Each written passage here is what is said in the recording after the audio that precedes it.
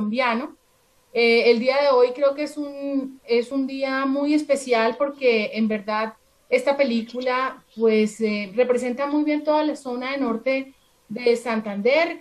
Alguno de ustedes ya lo mencionó, pues la importancia de don Gonzalo Canal Ramírez es muy grande en el contexto norte santanderiano y asimismo esta película pues tiene una gran significación en la historia del cine nacional. Así que ahora sí, Rito Alberto, arranquemos, por supuesto, agradeciendo de antemano al invitado que nos acompaña el día de hoy. Listo. Agradecemos a todos, especialmente a Efraín Vázquez, cucuteño y quien está en este momento conectado desde la ciudad de la capital del norte de Santander. Les anunciamos que este ciclo hace parte de las actividades conmemorativas del 35º aniversario de la Fundación Patrimonio Fílmico. Regularmente estamos llevando esto en los días miércoles, pero el próximo miércoles, porque hay actividades tanto por el Día del Patrimonio Audiovisual que se celebra el 27, pero luego está el Encuentro Nacional de Archivos Audiovisuales, no vamos a tener sesión y la comenzaremos nuevamente con el ciclo final, El nacimiento de un cine propio, a partir del miércoles 3 de noviembre con El milagro de Sal de Luis Moya Sarmiento, película de 1958, muy cercana a esta película que vamos a ver en el tiempo, digo, porque una es del 59, aunque el estreno comercial de Esta fue mi vereda tuvo lugar en el año de 1960. Y esto es muy importante para poder hacer la cuenta de cuándo entra en dominio público. Les presentamos 4 temas: la representación que hay en Esta fue mi vereda. Esta fue mi vereda en el contexto del cine nacional, acudiendo a algunos conceptos, por ejemplo, de Pedro Adrián Zuluaga, por ejemplo, de Álvaro Concha, quién fue Gonzalo Canal Ramírez, una muy sucinta biografía, y cuáles fueron los procesos que lograron poner en valor a través de la preservación y de esta socialización la película Esta fue mi vereda, un empeño de Gonzalo Canal Ramírez, quien se encargó de la dirección, la guión y la producción. Luego estaba en la fotografía Luigi Sartor, que era un húngaro que había llegado con ese grupo de personas que trajo la televisora nacional en su momento, tanto cubanos, españoles como este fotógrafo, para que fueran los técnicos encargados de las primeras emisiones de la televisión. También está destacado don Luis Cuesta, amigo de esta casa, quien se encargó de los efectos, pero que también ha hecho mucha fotografía en varias películas colombianas de los años posteriores a esta. La empresa cinematográfica colombiana que vamos a tener se encargó del laboratorio, o sea que la película fue revelada en Colombia en blanco y negro, y luego esta empresa es la productora de la que vamos a ver en la próxima sesión, El milagro de Sal. Se recibió cooperación de las Fuerzas Armadas, de Copetrol, del Banco Central Hipotecario, y eso es importante tenerlo en cuenta para poder ver la dimensión política y de la propuesta que hace Gonzalo Canal. Se ocurre en el municipio de Gramalote, cercano a Cúcuta, no sé cuánto está. Tristemente desaparecido el municipio. Cristian, ¿sabes a cuánto está? Bueno, preguntémosle a don Efraín Vázquez, ¿a cuánto está Gramalote de la ciudad de Cúcuta? Está por ahí como hora y media, algo así. Hora y media. Listo. 56 kilómetros, 56 kilómetros de la ciudad de Cúcuta. Ya estamos estrenando un nuevo casco urbano, una nueva cabecera urbana. Listo, muchas gracias. Pero en aquella época era una población cercana, pues participan los habitantes de la ciudad de Gramalote, y Amparo Canal Sandoval, que era la prima de Gonzalo Canal, que en su momento era la reina nacional, no, la reina departamental de belleza. Ahora no tiene mucha importancia en el actual momento, pero sí en su momento era muy destacado estos reinados. La película presenta una evocación bucólica del campo, de las actividades religiosas, culturales, pero es la primera película en la historia del cine nacional donde se hace alusión a la violencia entendida como el periodo que va de 1946 a 1957, en el cual sobre todo en el campo, y esa es una de las, digamos, puntos de referencia de esta película que destaca y busca que esa indiferencia que los centros urbanos tenían frente a la violencia partidista, política, que creó más o menos, si dependiendo de qué fuente se consulte, 300.000 muertos, algunos estiman mucho menos, y el desplazamiento de 2 millones de personas en el periodo comprendido entre 1946 y 1957, que corresponde a la restauración conservadora. Eh, como lo ha defendido, por ejemplo, teóricos como Rubén Sierra Mejía.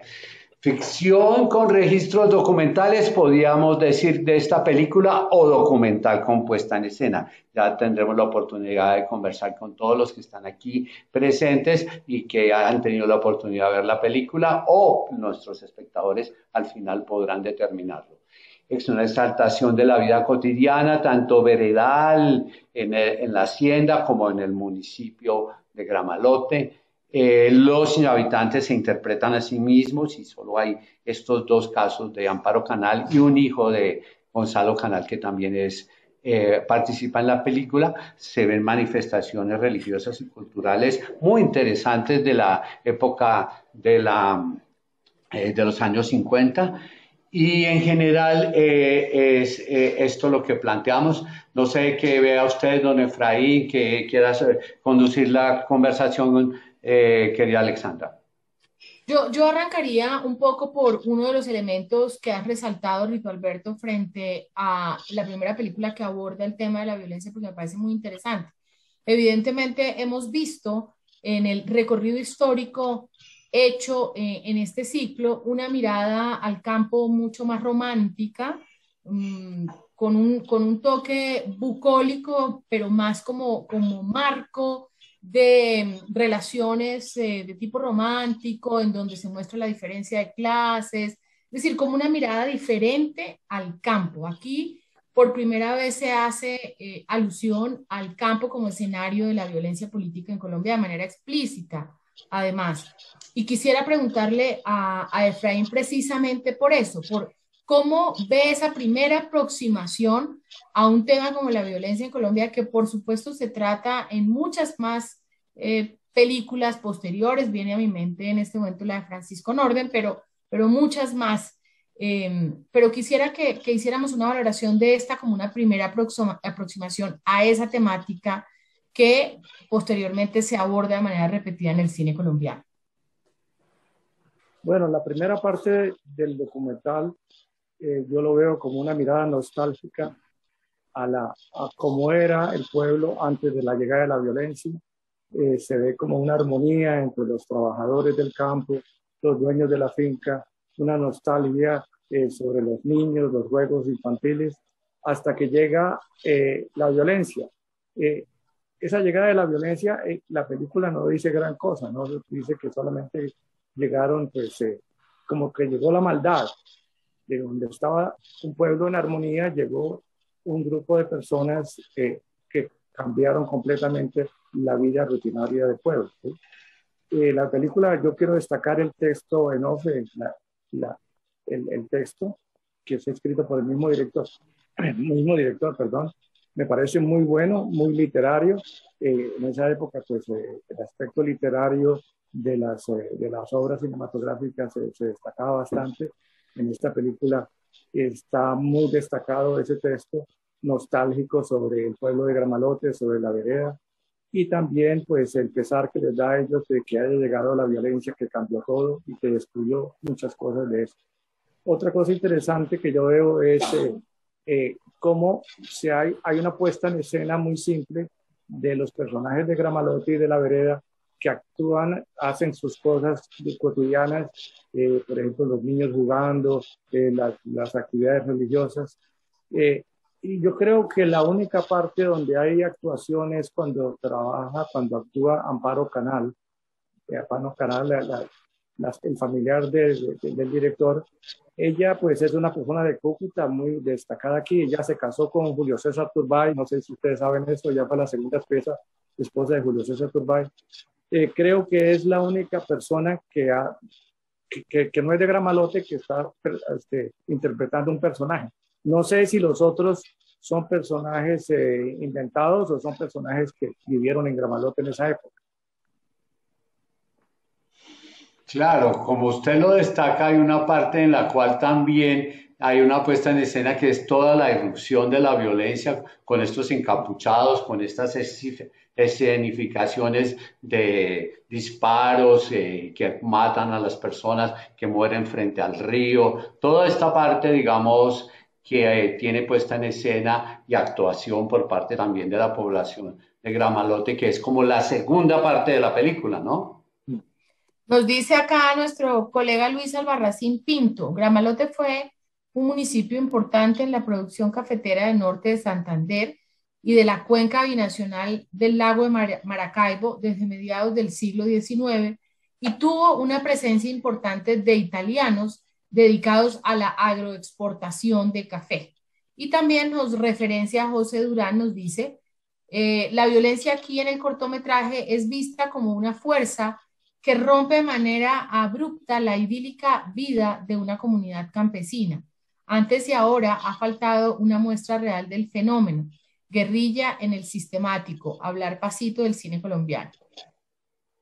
Sí, puede ser muy importante lo que dice José Durán, porque mira lo que dice Álvaro Concha. La cinta deja ver una realidad agraria de aquel entonces en Colombia y es el canto nostálgico al atraso de muchos pueblos del país, como estos del norte de Santander, que en el siglo XX vivían como en el XVIII y por eso mismo víctimas fáciles de la barbarie. Una cosa es estar contra la violencia y otra en favor del atraso. En la película el énfasis se pone en este último aspecto. Quiero decir que esta es la opinión de Álvaro Concha, no la opinión de nosotros, porque a su vez Pedro Adrián Zuluaga hace énfasis en cómo la película no muestra el porqué de la violencia, de la irrupción de la violencia y reafirma, por supuesto, que es este fenómeno de la representación de la violencia política. Recordemos que de todos modos, en el primer largometraje del cine colombiano,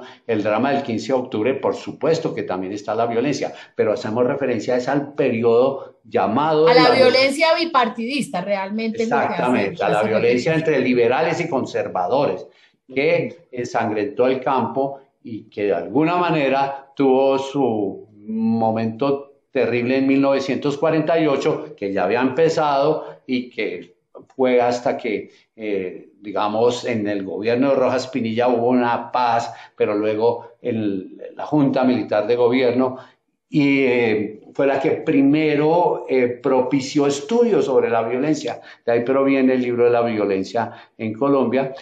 Y dice Pedro Adrián que nuestra historia sobre la violencia en Colombia en el cine empieza con una negación. He puesto esto como para poder ambientar. También el señor Gonzalo Canal pues había hecho algunas películas antes de 8 y 16 milímetros que lamentablemente no las conservamos, pero que también eran parte de su interés cinematográfico. No sabemos si trataba ahí el tema de la violencia. Bueno, y otra cosa que es importante destacar en este caso específico de la película es cómo el mismo Gonzalo Canal se declara un no profesional del cine. Es decir, dice, yo soy un interesado en el cine, pero la verdad es que yo no soy experto.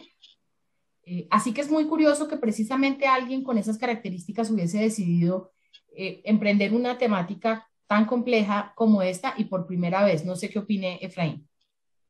Sí, otra cosa que quiero destacar es que esta película, lo que se ve en esa película, la vida del campo puede suceder en cualquier pueblo colombiano. Yo creo que es un retrato muy fiel de la Colombia de los años 50. Los campesinos, la vida campesina, el aislamiento que tenían y sus costumbres. Creo que eso es bueno destacarlo. Es una mirada romántica Otra cosa curiosa es que también hablan de la violencia, pero usted no ve una gota de sangre en la película. Hay un muerto que está cruzando un río que cae de una manera muy natural.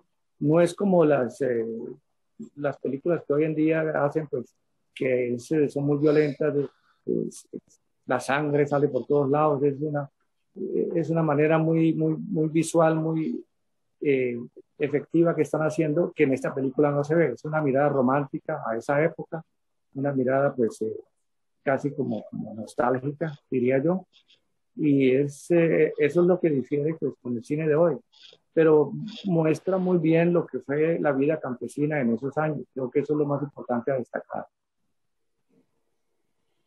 Ok. Pues de todos modos es que la labor de Gonzalo Canal Ramírez no era, aunque incursionó en el cine, él era sobre todo un escritor, es autor de más o menos 29 libros, entre ensayo, novela, yo creo que hay poesía entre su vasta obra literaria. Él era un abogado de la Abogado, Universidad, además. sí, abogado de la Universidad Javeriana y filósofo de la Universidad Gregoriana de Roma. O sea, tiene una formación religiosa muy católica que evidencia en esta película.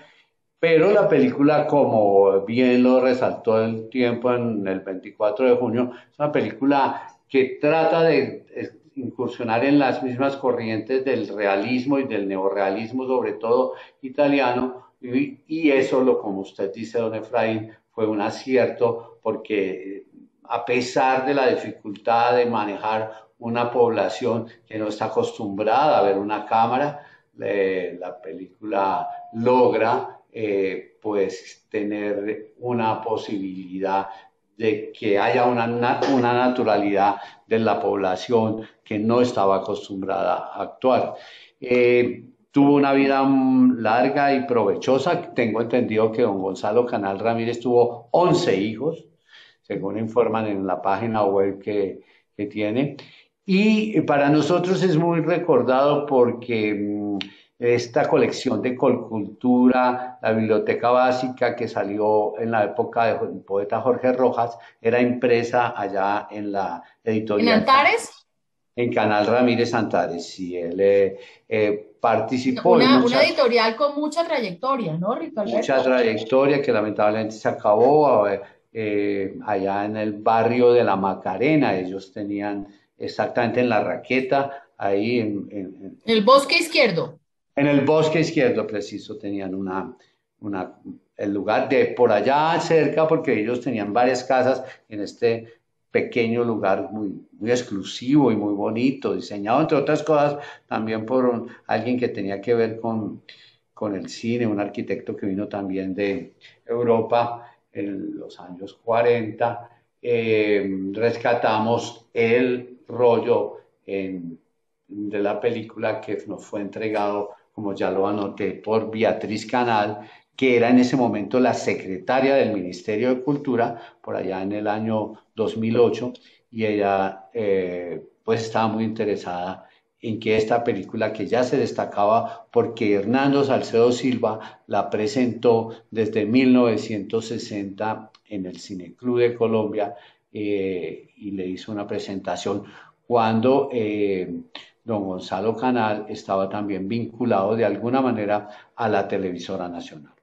Aquí hay una pequeña reseña biográfica de este personaje muy... Mira, Rito, nos dice Juan Carvajal Franklin a través del chat.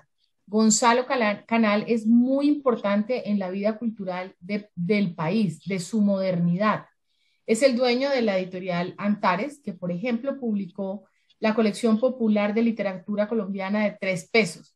En su editorial se imprimió la revista Mito de Jorge Gaitán y Pepe También. Lamos, entre Mm. otros, el periódico revolucionario y el periódico revolucionario de Camilo Torres Restrepo. Muy interesante este dato porque evidentemente da cuenta de la inquietud y de la avidez en términos de la gestión cultural de don Gonzalo, que no solamente tuvo protagonismo en las letras, sino como lo vemos a través del día de hoy de su producción audiovisual en el cine colombiano. embajador de Colombia ante la Unión Soviética, uno de los primeros embajadores.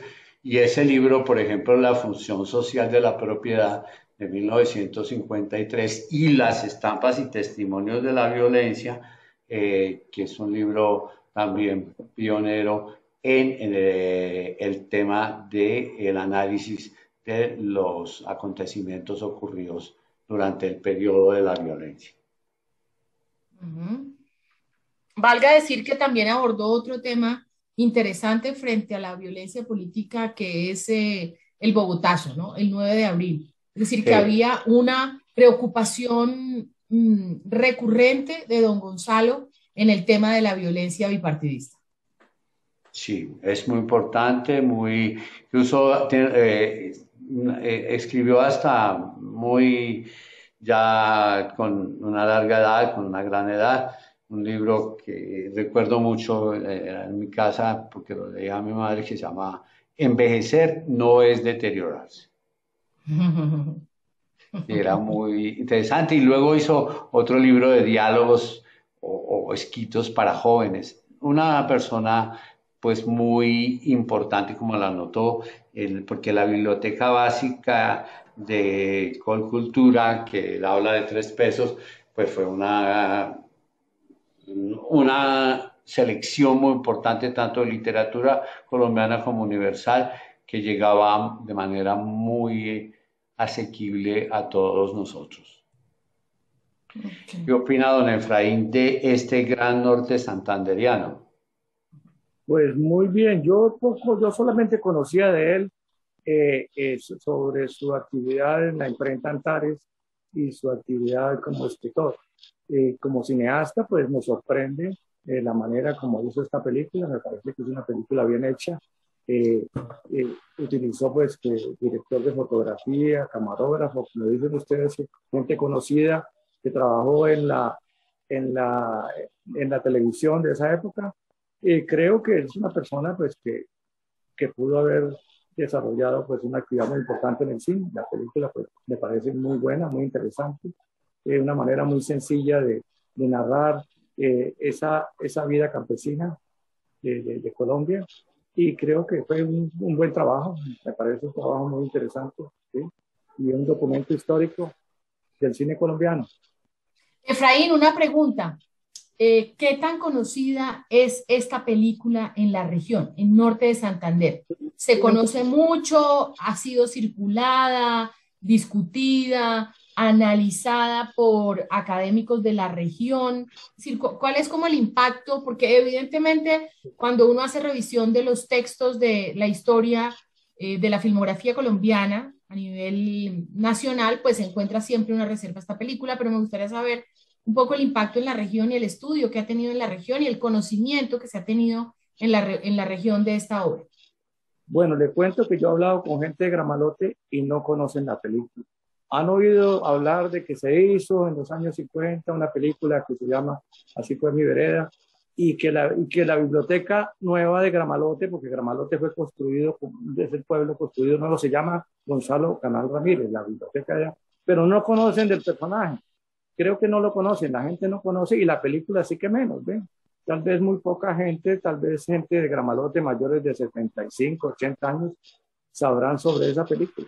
Pero aquí en los círculos culturales de Cúcuta no he oído nunca hablar sobre esta película. Dice un colega, a ver, dice nuestro colega que nos acompaña, León David, dice, estamos desde Gramalote viendo la charla. Pues, Lastimosamente no la conocemos. Cada vez que hacemos una exhibición, quedamos con el compromiso de ir a una región para poder socializar esta memoria que es tan importante para los municipios y para los diferentes puntos cardinales de Colombia, que pueda conocerse este trabajo que realmente tiene una gran relevancia en el cine nacional, en el pueblo en el que se filmó.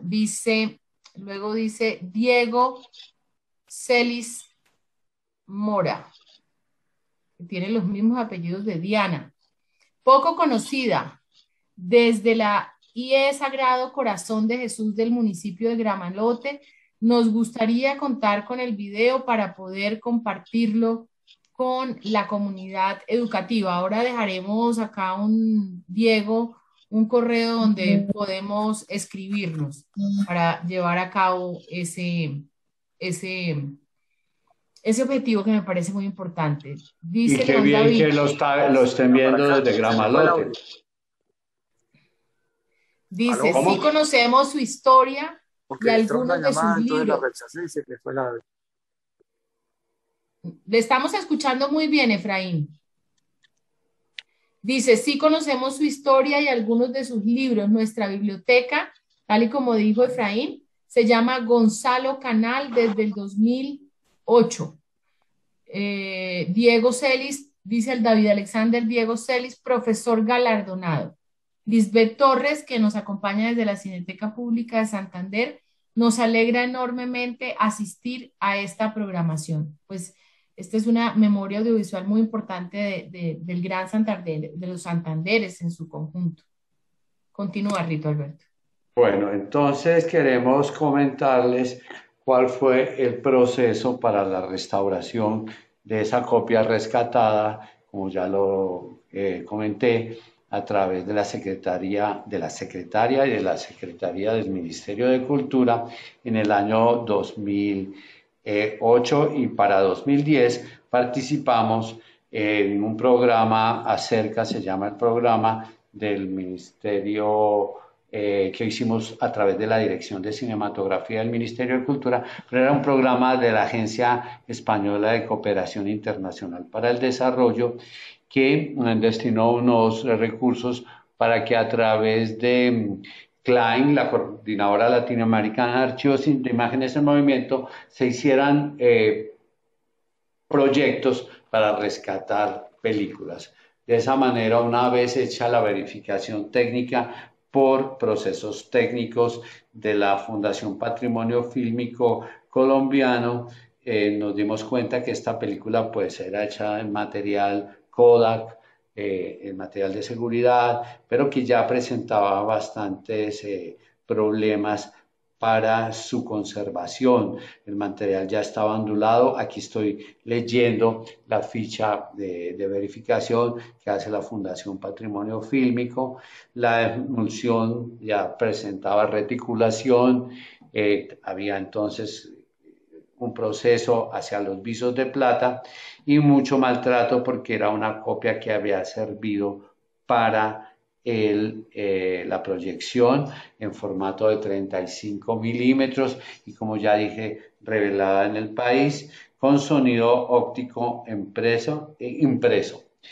Lo que hicimos fue aplicar a este proyecto y obtener los recursos que nos permitieron mandar la copia a los laboratorios Iskra de Madrid, España, donde un personaje uruguayo tiene este laboratorio que permite la duplicación de esta película desde este original encontrado en 35, y pudimos, a través del uso de la ventanilla líquida, atenuar las rayas y obtener un nuevo negativo, un contratipo negativo que nos permitió posteriormente seguir trabajando, pero quiero solamente destacar un poco el trabajo que se hizo con el sonido, porque como la película estaba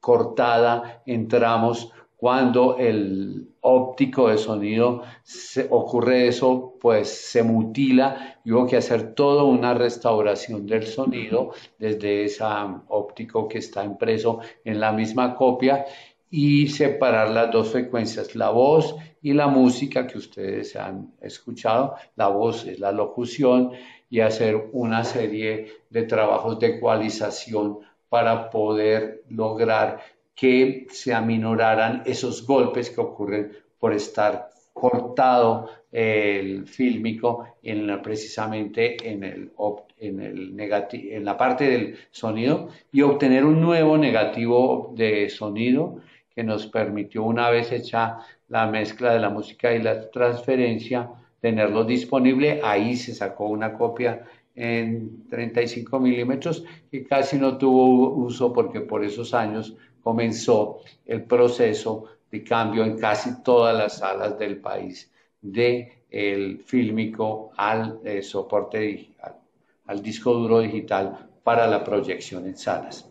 Teniendo ya estos dos elementos, nos presentamos nuevamente ya, pero en el programa Fortalecimiento del Patrimonio Audiovisual que lleva a cabo la Fundación Patrimonio Fílmico desde 2004 con recursos del Fondo para el Desarrollo para poder hacer la captura de la imagen mediante escaneo en alta resolución y la digitalización del sonido. Yo creo que vale la pena hacer un paréntesis breve, Rito, porque quizás algunos de las personas que nos acompañan en la tarde de hoy no conocen bien el mecanismo del Fondo para el Desarrollo Cinematográfico Con y mucho gusto. Es importante mencionarlo muy brevemente. El Fondo Claro, para el Desarrollo por favor, Cinematográfico. hazlo tú.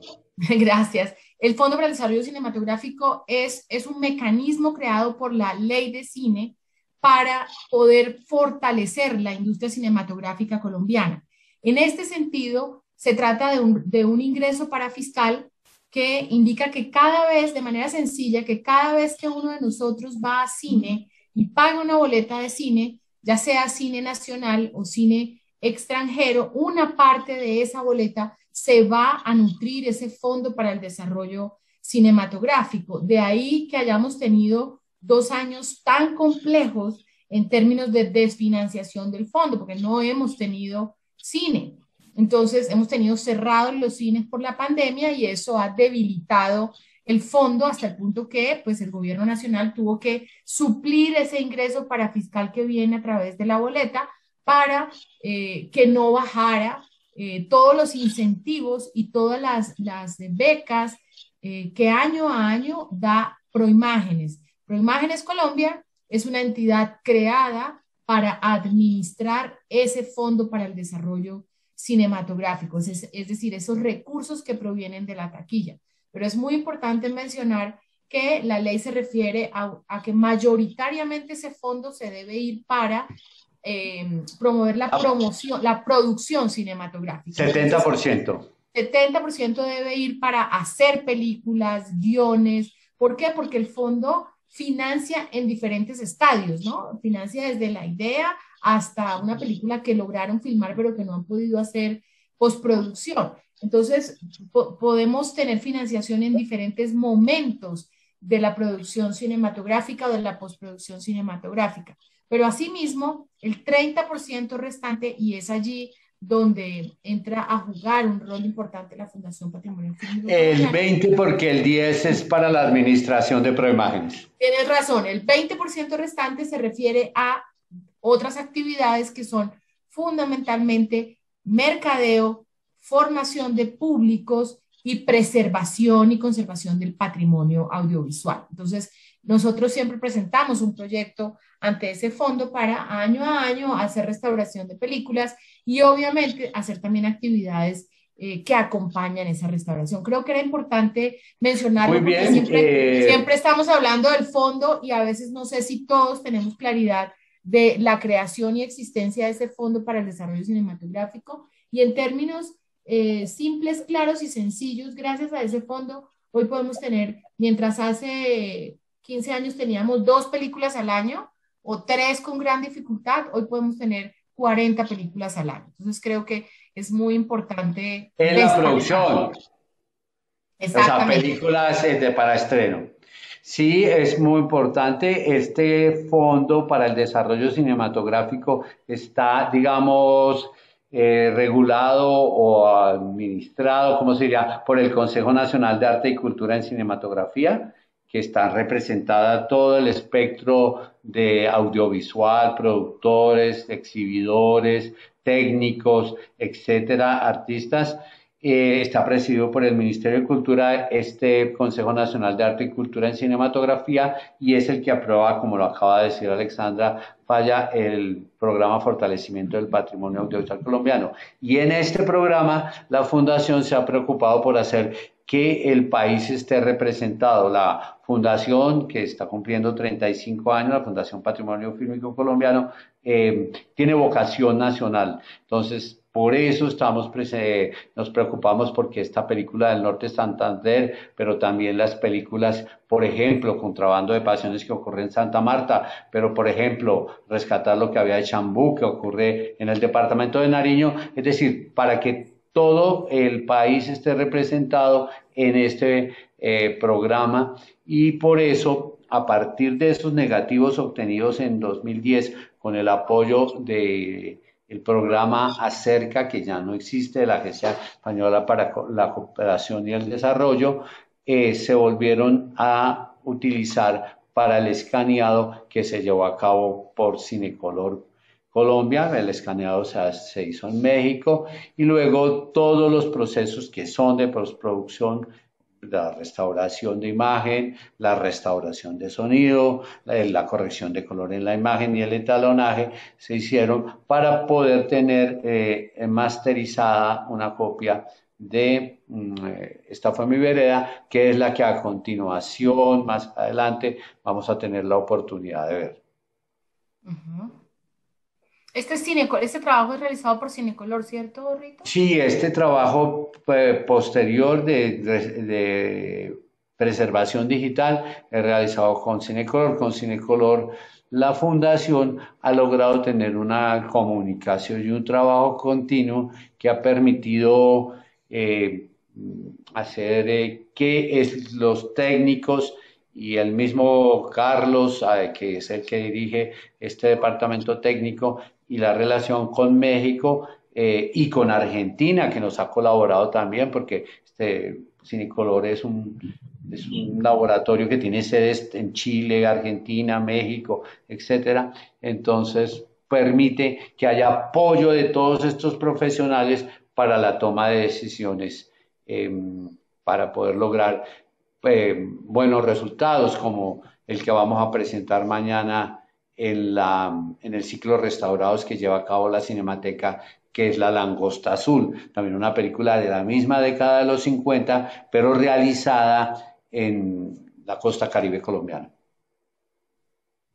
Bueno, y aprovecho la oportunidad de invitarlos mañana en horas de la tarde. Estaremos a las 6 de la tarde en el Centro Cultural Gabriel García Márquez, eh, inaugurando una exposición muy bella de carteles colombianos, así que si no pueden acompañarnos mañana, dense una pasadita por la plazoleta del Centro Gabo, que va a estar espectacular. Nos dice David Alexander, por favor, señores de Patrimonio, posibiliten mayor difusión de incunables como este poco conocidos en nuestra región. Otro ejemplo es Alma Provinciana, no está disponible en Cinescuela y es de nuestros primeros largometrajes que hace alusión a los Santanderes. David, arrancamos este año precisamente un trabajo con las regiones. Hicimos un recorrido por las regiones en donde, como Rito Alberto comentó, estuvo la costa Caribe colombiana, representada en Santa Marta, Barranquilla y Cartagena. Estuvo Antioquia representada básicamente en Medellín y con Víctor Gaviria como Pero también invitado. son. Pero también estuvimos también, por supuesto, con Lisbeth Torres de la Cineteca de Santander. Tuvimos oportunidad de ver Alma Provinciana y de hablar de don José Joaquín, muy importante personaje también dentro de la historia del cine nacional. Así que precisamente este año lo que hicimos, David, fue hacer un arranque por un recorrido por las regiones y por el acervo cultural de las regiones del país a través de este mecanismo online que por supuesto nos ha permitido llegar con mucho más facilidad a todos los rincones de Colombia. Sí, y de todos modos es una labor que requiere, pues, digamos, un tipo de acuerdo para el uso de los materiales por parte de las demás organizaciones. También la fundación pues a que los recursos que se obtienen por servicios o venta de imágenes nunca alcanzan, usted me corregirá, Alexandra, ni el 20% ni el 10% de los que se invierte en la preservación. Si hemos hecho, por ejemplo, con esos recursos, películas como Reprobado, que era una, perdón, Reputado, que es una película de 1985 de Silvia Maya, que trata el tema de la guerra de los 1000 días y que gracias a que se han apropiado esos recursos por parte de la fundación, unos que consigue, por ejemplo, con la AECID, otros que consigue a través del FDC, pero también la misma fundación ha hecho esas inversiones, pues trata de optimizar la búsqueda de los recursos porque esta es una entidad privada que cumple una función pública. Yo quisiera, don Efraín, porque debemos ir cerrando, yo quisiera una reflexión suya sobre la importancia que este material tiene para la región del norte de Santander y por supuesto para el país, porque lo que usted dice es muy cierto, ¿no? Lo que allí se dibuja puede ser cualquier pueblo colombiano antes y después de la violencia, pero quisiera más una reflexión suya sobre la importancia que tiene este material en el contexto regional. Bueno, yo creo que esta es la primera película, la más antigua, que vamos a ver sobre el norte de Santander. Yo no conozco otra película sobre el siglo XX en el norte de Santander. Aquí prácticamente el cine empezó en el 2010, cuando se desarrollaron las cámaras fotográficas de video y en las universidades, pues, en las facultades de comunicación social empezaron los estudiantes a hacer videos, a hacer cortos. Ese fue el desarrollo del cine que, en el siglo XXI. Sobre el siglo XX solamente conozco esta película, no conozco otra cosa. O sea que es una cosa histórica que la estemos viendo ahora, que la gente de Gramalote la conozca, porque la gran mayoría no la conocen. Han oído hablar de esta película, pero no la conocen. Bueno, y desde ya nos queda el compromiso de los amigos de Gramalote que están aquí, ver cómo podemos planear una actividad de exhibición de la película allá, con la gente de Gramalote y poder, por supuesto, hacer este tipo de disertaciones y hacer un ejercicio de evolución de memoria en la región.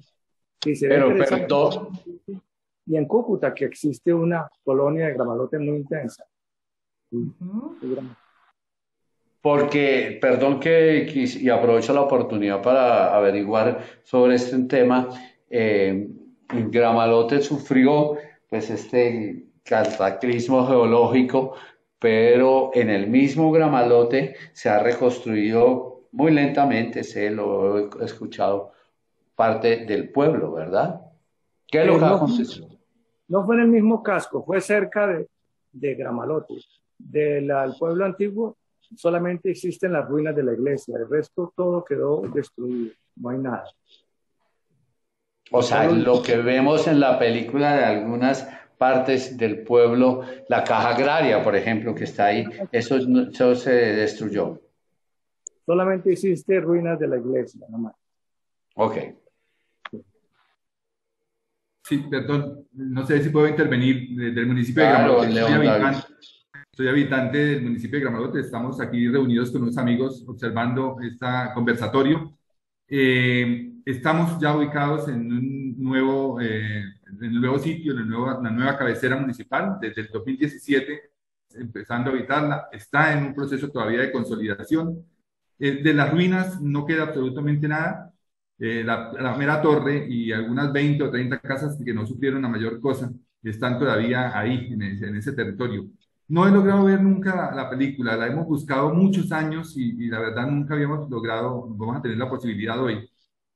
Algunos pequeños cortos que se logran ver por ahí en la internet o algo así, pero asumo que no es tan solo imágenes de Gramalote. Me parece conocer algunas imágenes del Chinaco tan antiguo en esas tomas. Espero hoy pues confirmar, o esperamos confirmar hoy, nosotros conocemos muy bien nuestro territorio, estamos aquí desde el mismo sitio, Entonces esperamos reconocer si esa escenografía que se muestra es o no un gramalote en su totalidad.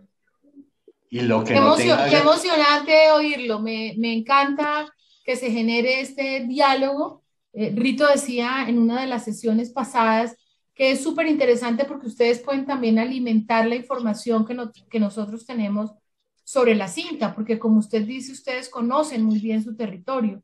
Entonces, quizás pueden aportar muchísimo a todo el tema de catalogación y descripción de la obra misma, porque quizás a veces desde el trabajo que se realiza en la fundación, pues no se tiene precisión de puntos o de personajes que puedan aparecer en un momento determinado en una producción audiovisual. Así que de verdad creemos que esto que está pasando y esta posibilidad de ustedes de acceder a este material hoy es parte de nuestra misión fundamental como patrimonio fílmico colombiano, porque no tendría mucha gracia que hiciéramos todo este proceso que dura 20 o 30 años en materializarse en términos de la preservación y de la restauración digital si no pudiéramos dar acceso al material. Así que, insisto, tratemos de ponernos en contacto. Ya ahí vi que Bellanit les ha dado el contacto de la fundación para que podamos pensar en actividades que realicemos en Cúcuta y en Gramalote.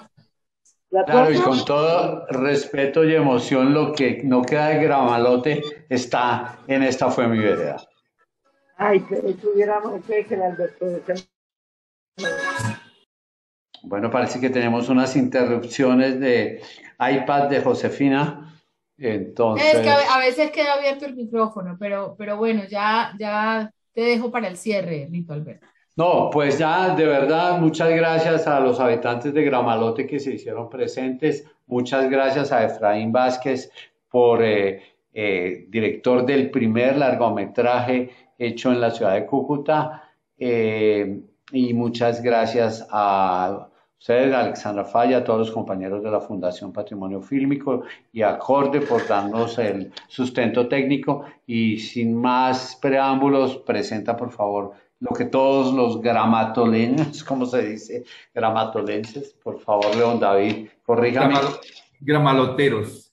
Gramaloteros. El gentilicio original, el más antiguo es los gramalotes.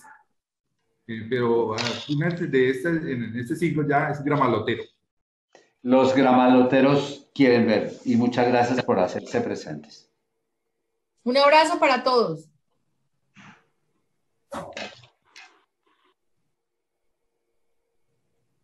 Adelante, Arnold. Por favor.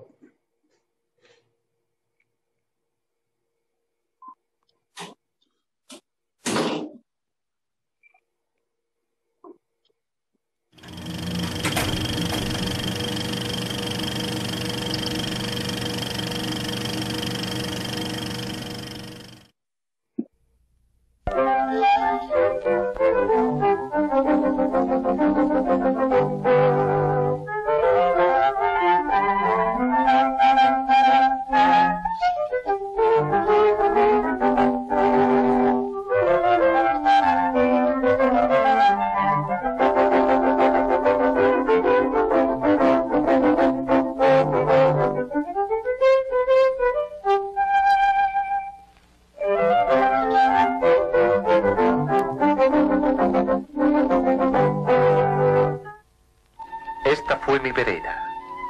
Aquí nací al amor de este valle y de estas montañas que marcaron nuestra vida y la de otros que ya no existen, porque alguien anticipó la muerte para ellos. La paz fecundaba la tierra y la solidaridad humana. El sembradío era la cuna de la esperanza y la semilla la esperanza de la cosecha. La tierra era ajena, apenas por títulos notariales que todos respetaban, pero la empresa de cultivarla era común, de ella vivíamos todos.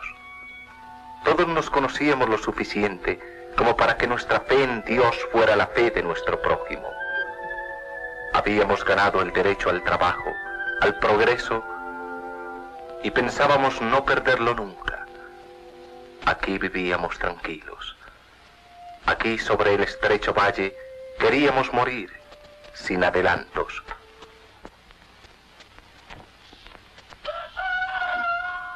El último canto del gallo madrugador era nuestra propia voz de aliento. Con el amanecer comenzaba nuestro afán de cada día. Policarpo y Virginia, como todos, iniciaban la tarea de cada jornada con la sensación de estar ganando el pan y la dignidad. Estaban en plena formación de su hogar.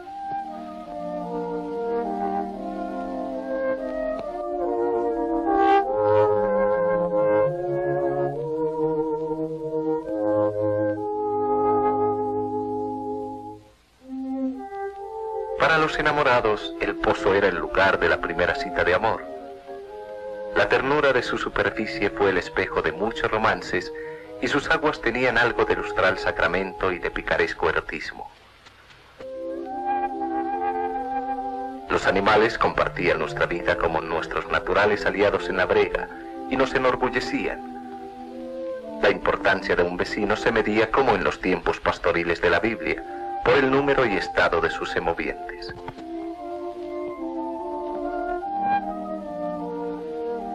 Y aquí el oro rojo de nuestro bienestar económico. La cosecha de café absorbía la totalidad de mano de obra de la región. Los jóvenes se decían sus cuitas de amor de rama en rama, mientras en los patios de secado o en la piladora de piedra, los menores y las mujeres prestaban su concurso. Cuando la plantación era vecina a la casa, el doméstico cuerno convocaba a comer.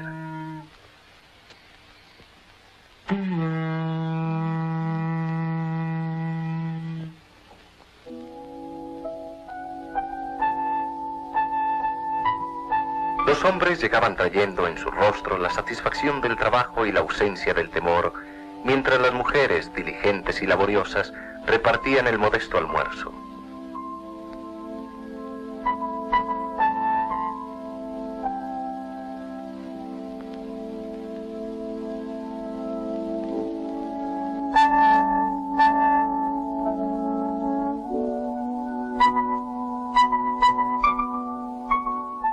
Cuando el trabajo estaba lejos, el mingo y la mula llevaban a la troje los alimentos, y en torno al plato llegaba un paréntesis de descanso. La caña de azúcar, la ganadería y el tabaco eran las industrias de relleno entre cosecha y cosecha de café. La tierra premiaba con largueza la pesada tarea del cañausal, que después se convertía en el trapiche de Don Tito en miel caliente y provocativa. Aquí acudían por igual abejas y vecinos a proveerse y a trabajar. La tarde se cerraba entre mugir de vacas y terneros y risas de chicos improvisados en vaqueros.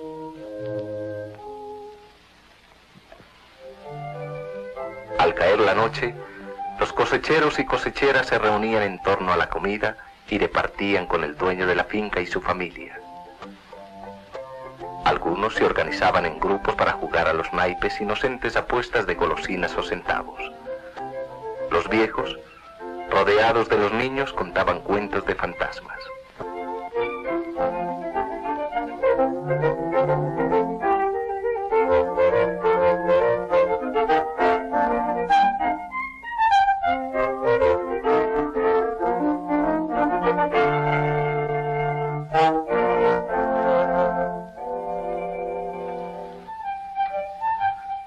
Musical de triples y guitarras, los enamorados aprovechaban la luna para decirse sus amores con el lenguaje de las manos.